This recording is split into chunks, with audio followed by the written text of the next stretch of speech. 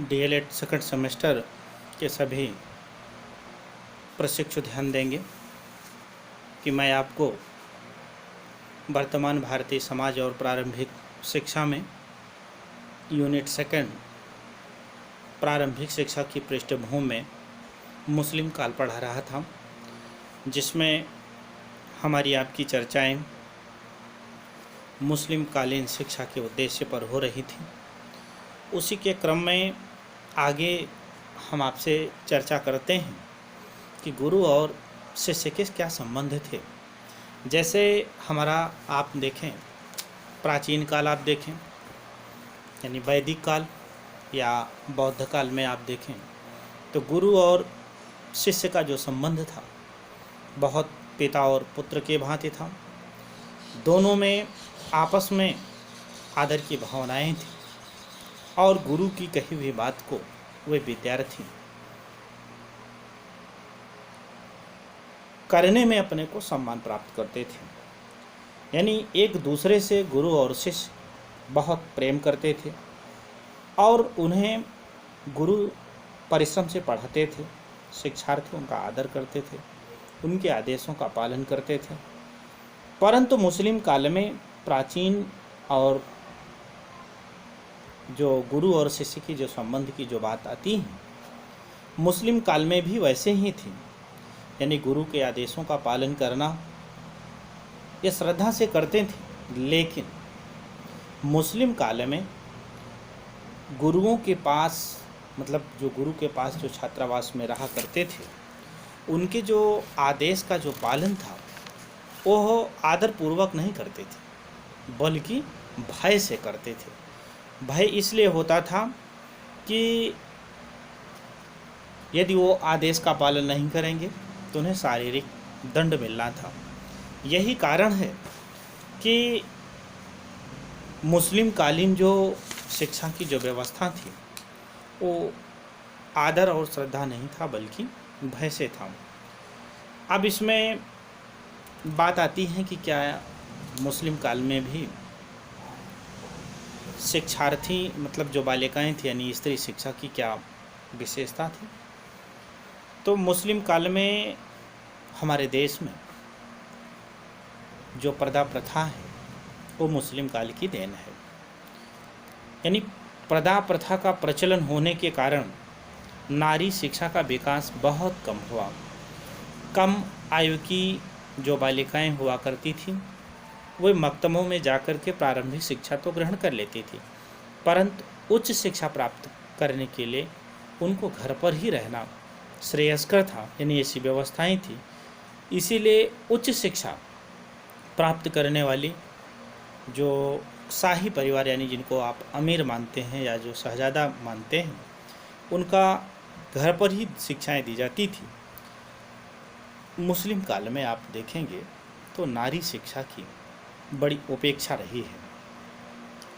और जैसे जो बच्चे मकतब या मदरसे में पढ़ते थे, पढ़ने के बाद उन्हें व्यावसायिक शिक्षाएं दी जाती थी। तो व्यावसायिक जो शिक्षाएं थी वो ये थी कि जैसे ललित कला है, हस्तकला है, वास्तुकला है, यानी इन सब में शिक्षा को प्रोत्साहन दिया गया है।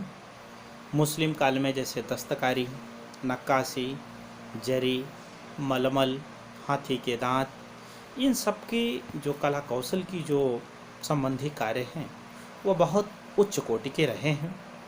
यद्यपि कलाओं की शिक्षा देने के लिए किसी भी औपचारिक संस्थाएं नहीं थी, परंतु इन कलाओं में जो दक्ष कारीगरों के साथ काम करने के लिए छात्रगण इन कलाओं का प्रशिक्षण प्राप्त करते थे। मुस्लिम शासकों को अपने शासन की रक्षा करने के लिए यानी निरंतर युद्ध में लड़ने के लिए उस काल में सैनिक शिक्षा का भी पर्याप्त विकास हुआ था, जो निपुण योद्धाओं के द्वारा घुड़सवारी, तीरंदाजी, युद्ध संचालन एवं अस्त्र शस्त्रों का प्रशिक्षण दिया जाता था। जैसे बात आती है कि जो इनके हॉस्टल थे यानी जो इनके छात्रावास थे वो कैसे थे। मध्ययुगीन मकतबों में आप देखेंगे तो पड़ोसी क्षेत्रों से बालक अध्ययन करने आते थे, यानी बहुत दूर से नहीं, आसपास के गांव के लोग आते थे। इसी कारण मस्जिद से संलग्न मकतबों में छात्रावास नहीं थे। मदरसों में पढ़ने के लिए छात्र दूर दूर से आते थे, इसलिए अधिकांश मदरसों के साथ छात्रावास की व्यवस्था होती थी। वहाँ पर लगभग 200 से 400 छात्रों के रहने खाने की व्यवस्था निःशुल्क थी। छात्रावास में जो जीवन था वो सुविधाजनक था।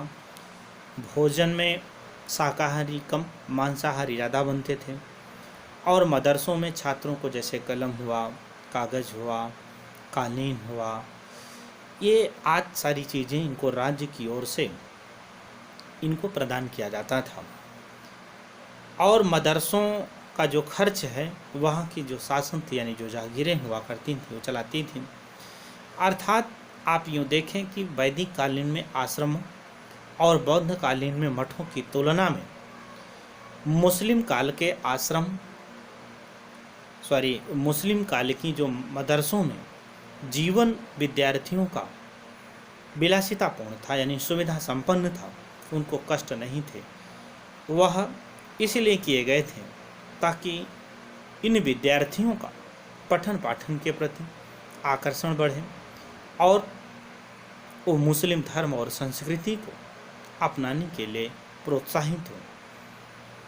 अगली बात आती है कि साहित्य एवं इतिहास। मुस्लिम युग में साहित्य और इतिहास का पर्याप्त विकास हो गया था। अनेक मुस्लिम शासक विद्या के प्रेमी, विद्वानों के संरक्षक भी थे, और संरक्षण प्राप्त विद्वानों का आर्थिक चिंता से मुक्त होना, इसके फलस्वरूप उनके द्वारा जो साहित्य सृजन के प्रति ध्यान दिया जाना स्वाभाविक था।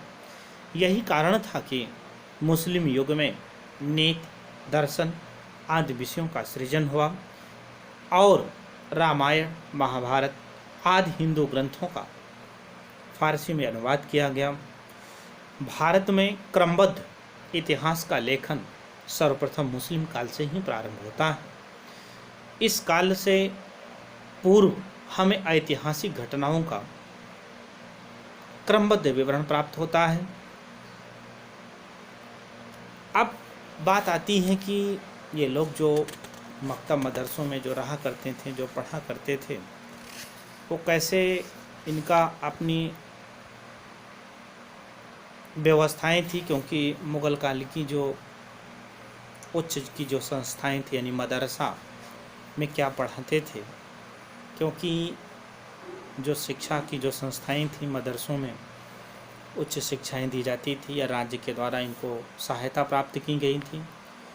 क्योंकि मैंने बताया था कि मदरसा वह स्थान है जहाँ भाषण दिया जाता है, अर्थात मदरसा उच्च शिक्षा का केंद्र रहा। छात्रावास भी इसके साथ संलग्न रहे। मदरसे व्यक्तिगत भी थे और राज्य की दोनों प्रकार थे, जैसे आगरा हुआ, दिल्ली हुआ, लाहौर हुआ, मुल्तान हुआ, अजमेर हुआ, सियालकोट हुआ, मुर्शिदाबाद हुआ, लखनऊ, मतलब ये विशेष ख्यात प्राप्त ये इनके मदरसे थे। इनका जो पाठ्यक्रम था दो प्रकार से था, धार्मिक और लौकिक। धार्मिक पाठ्यक्रम के अंतर्गत छात्रों को कुरान की आयतें कंठस्थ कराना, उनका सूक्ष्म और आलोचनात्मक अध्ययन कराना, इसके अतिरिक्त सूफी सिद्धांतों और इस्लामी इतिहास, कानून, सिद्धांतों, परंपराओं, मुस्लिम धर्म और संस्कृति की विशेषताएं इन्हें धार्मिक शिक्षा में पढ़ाई जाती थी। लौकिक शिक्षा में यह था कि लौकिक शिक्षा के अंतर्गत छात्रों को अरबी और फारसी भाषाओं का साहित्य, व्याकरण, कृषि, गणित, कानून, ज्योतिष, अर्थशास्त्र, नीतिशास्त्र, दर्शन शास्त्र, यूनानी चिकित्सा आदि विषयों की शिक्षाएं दी जाती थी। जैसे मदरसा में साधारणतः दो विषयों की शिक्षा अवश्य दी जाती थी। जैसे दिल्ली के मदरसे में कविता और संगीत, सियालकोट के मदरसे में गणित और ज्योतिष की, रामपुर के मदरसे में ज्योतिष और अर्थशास्त्र की शिक्षाएं दी जाती थी। क्योंकि इनका जो शिक्षा का जो माध्यम था, मुस्लिम शासन काल में राज्य की जो भाषा थी वो फारसी थी। इस भाषा का ज्ञान प्राप्त करके ही चाहे हिंदू हों चाहे मुस्लिम हों, उन्हीं छात्रों को सरकारी नौकरी प्राप्त होती थी। इस कार्य की सहायता देने के लिए उन्हें फारसी की शिक्षा के माध्यम से ही उन्हें पद प्रतिष्ठित होता था, इसलिए फारसी पढ़ना अनिवार्य था। इसमें ये था कि जैसे आधुनिक युग के समान छात्रों की कोई निश्चित परीक्षा प्रणाली नहीं थी। प्रशिक्षक प्रत्येक छात्र के ज्ञान का स्वयं मूल्यांकन करके उसे अगली कक्षा में प्रवेश दे देता था। इस तरह से इनकी जो मुस्लिम कालीन की जो शिक्षा की जो व्यवस्थाएं थी वो आती हैं। अब बात आती है कि इनमें क्या गुण थे। तो गुण में आप देखें तो जैसे धार्मिक और लौकिक शिक्षा ये गुण है, वस्तुनिष्ठता है, अनिवार्यता है, इतिहास लेखन है, पारस्परिक संबंध है, शिल्प कलाएं हैं और राज्य की संरक्षण है। ये इनके हम आप गुण मानते हैं। अब इसमें दोष भी है। दोष यह है कि भौतिक पक्ष पर अत्यधिक बल दिया जाना, अमनोवैज्ञानिक इनकी शिक्षा पद्धति थी, हिंदी की बिल्कुल उपेक्षा की गई थी। यह शिक्षा सिर्फ बड़े लोगों तक सीमित थी। नारी शिक्षा की बड़ी हीन दशा देखने को मिलती है। पढ़ने और लिखने इन दोनों पर विशेष बल दिया गया। और सबसे बड़ी जो इसमें दोषपूर्ण चीज़ आ गई वह शिक्षा में विलासिता आ गई। यानी यह इस शिक्षा के दोष थे, क्योंकि इस युग में स्वाध्याय पर विशेष बल नहीं दिया गया। छात्रों में भी स्वाध्याय के स्थान पर विलासिता पाई गई। व्यर्थ की विडंबनाओं में जो छात्र और अध्यापक पूरी तरह से विलासिता में अग्रसर थे। यानी आपका जो मुस्लिम कालीन जो शिक्षा व्यवस्था है ये आज समाप्त हुआ। कल से आपको हम नेक्स्ट यानी आधुनिक शिक्षा हम आपको पढ़ाएंगे।